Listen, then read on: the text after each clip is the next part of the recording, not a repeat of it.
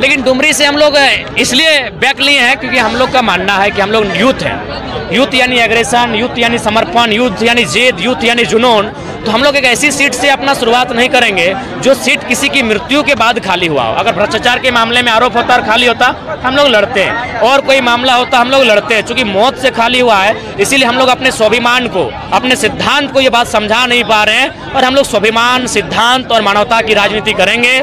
और इस बात को निश्चित रखिए, हम लोग राजनीति सब कुछ नहीं रहेगा, हमारे लिए मानवता ऊपर रहेगी, हमारा सिद्धांत ऊपर रहेगा, हमारे स्वाभिमान ऊपर रहेंगे। अगर 1 एकड़ की बात करें तो 3 लाख, वही आदमी अपनी 1 एकड़ जमीन खोने के बाद वापस यदि मार्केट में जमीन खरीदने जाएगा 3 लाख लेके, तो बड़ी मुश्किल से 1 डिसमिल जमीन खरीद पाएगा, यानी 99 डिसमिल जमीन का नुकसान उसको हो रहा है। तो भाई इन चीज़ों को कोई ध्यान में रखता क्यों नहीं है? इतनी अमानवीय व्यवस्थाएं, क्रूरताएं झारखंड के साथ क्यों? और जहाँ तक हमें समझ में आता है, जो भी आज सड़कों का जाल बिछ रहा है वो किसान कामगारों के लिए नहीं, कॉर्पोरेट उद्योगपति और अरबपतियों के लिए। क्योंकि बनारस से कलकत्ता तक ऑलरेडी हमारी सड़क है जो बरही चौपारण को छूती है, बगोदर, डुमरी, तोपचाची, बरवड्डा को छूती है, निरसा को छूती है, ऑलरेडी हमारे पास सड़क है। तो ये सोचने का विषय है कि सड़कों का जाल क्यों, किसके लिए? ये सारा जाल केवल और केवल यहाँ की खनिज संपदा को जितना जल्दी हो सके बाहर करके ट्रांसपोर्ट के माध्यम से देश के कोने कोने तक पहुँचाने के लिए। झारखंड भूख में है, झारखंड लाचारी में, झारखंड बेरोजगारी में है। तो मुझे लगता है झारखंड को एक बेहतर लीडर की आवश्यकता है जो हमारे लिए लड़ सके, चाहे उसकी प्राणों की आहुति क्यों ना देना पड़े। इसलिए आज हम लोग आए एक माहौल बनाने। लेकिन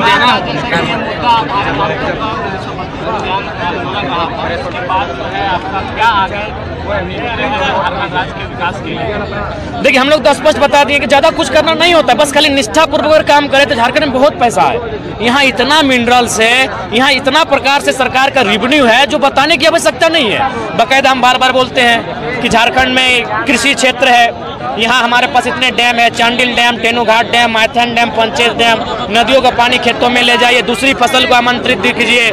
इतना सड़क का माया जाल बिछा हुआ है, आप वहाँ ट्रांसपोर्टिंग का माध्यम ले लीजिए, पहाड़, नदी नाला है, पर्यटन को माध्यम लीजिए, बहुत सारा स्कोप है। हम लोग तो शुरू से बोले हैं, बशर्ते विजन होना चाहिए। जो गवर्नमेंट में बैठे लोग हैं उनका विजन होना चाहिए, विजन होगा तो अच्छा से राज्य चलेगा।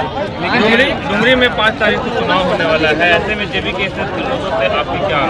देखिए, चूंकि मुझे लगता है राजनीति में हालांकि इमोशन का जगह नहीं होता है, और मेरा भी मानना है राजनीति में इमोशन होना भी नहीं चाहिए।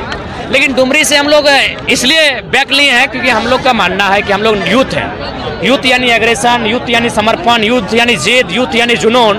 तो हम लोग एक ऐसी सीट से अपना शुरुआत नहीं करेंगे जो सीट किसी की मृत्यु के बाद खाली हुआ हो। अगर भ्रष्टाचार के मामले में आरोप होता और खाली होता हम लोग लड़ते हैं, और कोई मामला होता हम लोग लड़ते हैं। चूंकि मौत से खाली हुआ है इसीलिए हम लोग अपने स्वाभिमान को, अपने सिद्धांत को ये बात समझा नहीं पा रहे हैं, और हम लोग स्वाभिमान, सिद्धांत और मानवता की राजनीति करेंगे। और इस बात को निश्चित रखिए, हम लोग राजनीति सब कुछ नहीं रहेगा, हमारे लिए मानवता ऊपर रहेगी, हमारा सिद्धांत ऊपर रहेगा, हमारे स्वाभिमान ऊपर रहेंगे। 2 साल से लगातार आप मुद्दों को उठा रहे हैं, पर डुमरी मुद्दा विहीन हो गया है। अब 2 साल लगातार नहीं, मुझे लगता है डुमरी चुनाव से पहले हम वहाँ के जो जनता है उनको संदेश देंगे कि भले दोनों लड़ रही, हम लोग नहीं लड़ रहे हैं, 4-5 लोग लड़ रहे हैं, लेकिन उनको बोलिए मुद्दों पर बात करें, अपने घर की पीड़ा, अपनी समस्याओं पर बात नहीं करें, वो मुद्दों पर बात करें, वो विकास के लिए क्या कार्य करेंगी, क्या कार्य करेंगे, उन पर बात करें। ये हम जनता से आह्वान करेंगे। जेबी के विस्तार अलग-अलग जिलों में कर रहे हैं, लेकिन रजिस्ट्रेशन का क्या प्रक्रिया कुछ? देखिए, पहला बात है कि हम लोग अभी नौसिखिए हैं, हमारे पास बड़े चेहरे नहीं हैं, हमारे पास बड़े लोग नहीं हैं। तो मुझे सूचना मिली है कि रजिस्ट्रेशन में बहुत सारी अड़चनें आएंगी जो पॉलिटिकल पार्टियां, इसलिए हम लोग अंदर खाने से और वकीलों की निगरानी में, उनकी गाइडलाइन में रजिस्ट्रेशन की प्रक्रिया को बहुत दूर तक लेके जा चुके हैं। बहुत जल्द वो संपादित होगी और सबके सामने होगी। एक पर्सनल सवाल, आप तेलंगाना भी गए थे? हाँ। क्या कुछ प्रॉब्लम हुआ है टाइगर जयराम महतो को?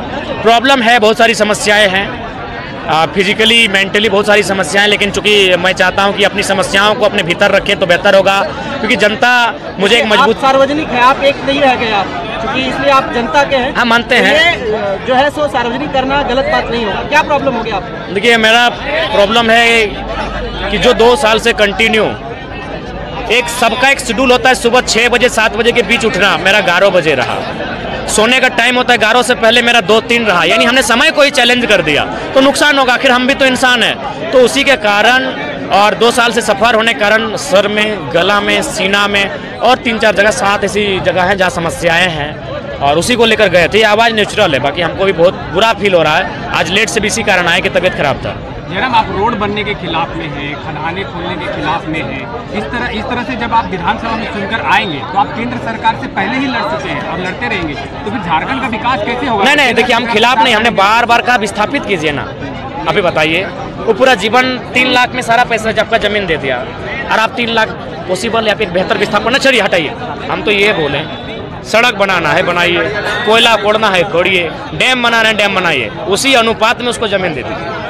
उसी अनुपात में जो खाली जगह है आप विस्थापित करके उसको नौकरी चाकरी कुछ मत दे, कोई मुआवजा मत दीजिए। आप जितना जमीन लिए जमीन विस्थापित करके दे दीजिए, ये तो आपको देना होगा।